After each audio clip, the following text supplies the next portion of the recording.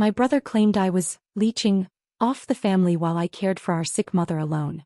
After she passed, I revealed her secret diary. She had already transferred the entire estate to me years ago, and he's been living in my house rent-free. The room smelled of antiseptic and faint lavender, a strange mix that clung to the curtains and seeped into my clothes. Every day began the same way. The slow shuffle to Mom's bedside, the careful adjustment of her pillows, the ritual of checking her medication bottles lined up like soldiers on the dresser. The rhythm was exhausting, but it was mine. I had become the keeper of her silence, the translator of her faint gestures, the one who understood the squeeze of her hand when words failed. That rainy Tuesday still lingers in my memory. The storm outside rattled the windows and I sat beside her, turning her pillows so she could breathe easier. My phone buzzed with a reminder of a friend's wedding, but I didn't move. I couldn't. The vows being exchanged across town were drowned out by the sound of Mom's shallow breaths. I missed the laughter, the music, the chance to wear a dress I hadn't touched in years. Instead, I wore the same faded sweater, damp from the rain I'd carried in, and listened to the steady hum of the oxygen machine. Isolation wasn't a choice. It was the price of devotion. Mark arrived later that week, his presence announced by the sharp scent of expensive cologne. He swept into the sick room like a consultant inspecting a failing business. His eyes darted to the dust on the baseboards, his watch glinting as he tapped it impatiently. "You're letting things slide," he muttered, as though the house were a showroom and not a battlefield of care. He picked up a grocery receipt from the counter, waving it like evidence. "Hair appointments. With Mom's dwindling funds." His voice dripped with accusation. I hadn't seen a stylist in 3 years, but explaining that felt pointless. His judgment was louder than the truth. Mom's eyes followed him as he paced, her gaze sharp despite her frailty. She watched him brag about his new luxury car, his voice echoing in the house she had built brick by brick. Her lips trembled, her fingers twitching toward the vanity across the room. I leaned closer, trying to understand. Her eyes widened, frantic, pointing toward the old floorboard beneath the vanity. A secret lived there, one she wasn't ready to release. I felt the weight of her silent plea, a message trapped between her failing body and my desperate need to protect her. The neighbors saw what Mark refused to acknowledge. Mrs. Higgins from next door often appeared with casseroles, her kindness wrapped in foil and warmth. She'd pat my shoulder, whispering that the town knew who the good child was. Her words were small mercies, reminders that my sacrifice wasn't invisible. But just as her comfort settled in, Mark's cold voice would slice through the house again, dismissing her kindness as pity, reminding me that in his eyes, I was nothing more than a leech. The final night arrived quietly without warning. Mom's breaths grew shallow, her hand limp in mine.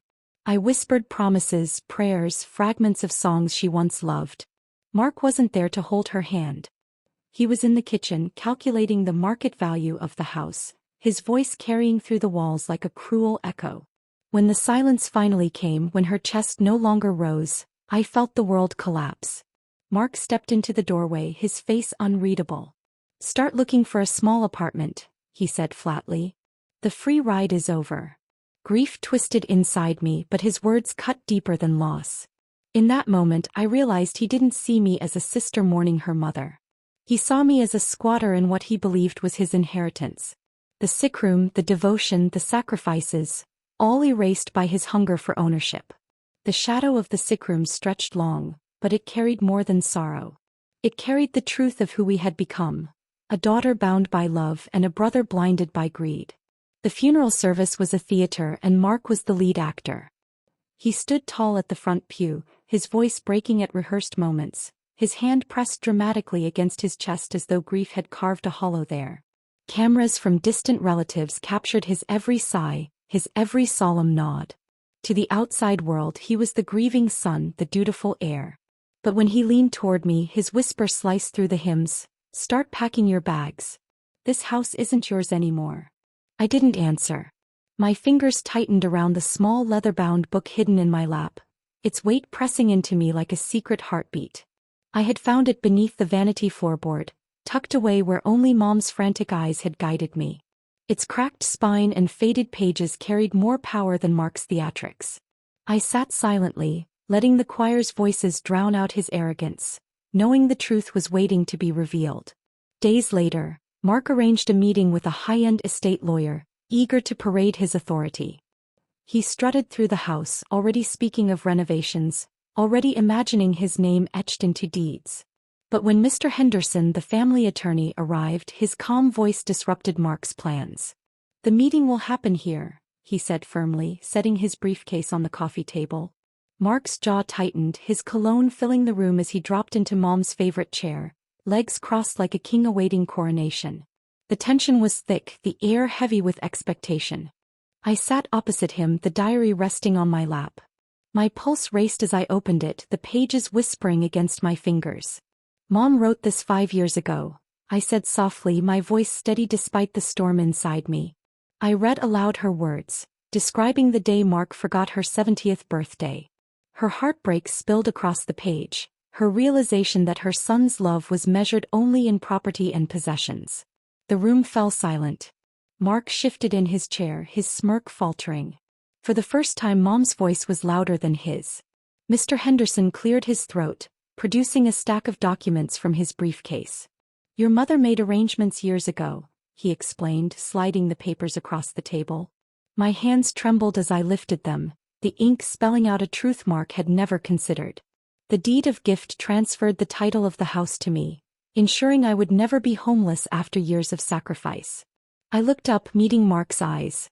The color drained from his face, his confidence unraveling. The estate he had counted on to pay his debts was gone, vanished into the reality that it had never belonged to him. Mark's silence was deafening, but I wasn't finished. I turned back to the diary, flipping to another entry. Mom had documented every allowance she had given him, every check written for his business ventures. But they weren't gifts, they were loans. Loans he had never repaid. I read her words aloud, her disappointment etched in ink. "You haven't been visiting your mother's house," I told him, my voice calm, steady, unshaken. "You've been living rent-free in mine." His hands clenched the armrests, his knuckles pale. The room seemed to shrink around him, the grandeur he had imagined collapsing into dust. Mr. Henderson's gaze was firm, his presence a reminder that this wasn't a sibling squabble. It was law, it was truth, it was final. Mark tried to laugh, a hollow sound that echoed against the walls. "You think this changes anything?" he sneered, but his voice cracked. The diary sat between us, a silent witness to his greed. I leaned forward, my words deliberate. "It changes everything." The house was no longer a battleground. It was mine. The diary was no longer a secret. It was a weapon. And Mark, for all his arrogance, was no longer the master of anything. He was a guest who had overstayed his welcome, a man stripped of illusions, left to face the debts he had buried beneath his pride. Mark's laughter still echoed faintly in the living room when Mr. Henderson leaned forward, his voice calm but firm. "Every signature is authentic. Every clause is binding. There is no loophole, Mr. Whitman." The words landed like a gavel, final and undeniable. Mark's smirk faltered, his bravado collapsing under the weight of truth. I leaned back in my chair, letting the silence stretch. "Do you have a backup plan?" I asked, my tone deliberately measured. It was the same phrase he had thrown at me countless times, mocking my dependence, belittling my sacrifices. Now it was his turn to taste the bitterness of those words. His jaw tightened, but he didn't answer. The irony was cold, sharp, and strangely satisfying. For years, he had strutted through this house as though it were his kingdom, dismissing me as a squatter, a burden. Now, stripped of illusions, he sat in Mom's chair like a dethroned monarch, staring at papers that had rewritten his fate. The following days unfolded with a strange rhythm. Debt collectors began calling, their voices clipped and impatient. Mark's business ventures had been built on borrowed money, and the diary revealed every loan Mom had extended to him. I watched as he dragged his designer suits from the closet, stuffing them into trash bags. The sight was surreal. Luxury folded into plastic, arrogance crumpled into something disposable. "You'll regret this," he muttered, his voice low, almost pleading. I stood in the doorway, arms crossed, the diary pressed against my chest. "I already regret the years you stole from her," I replied.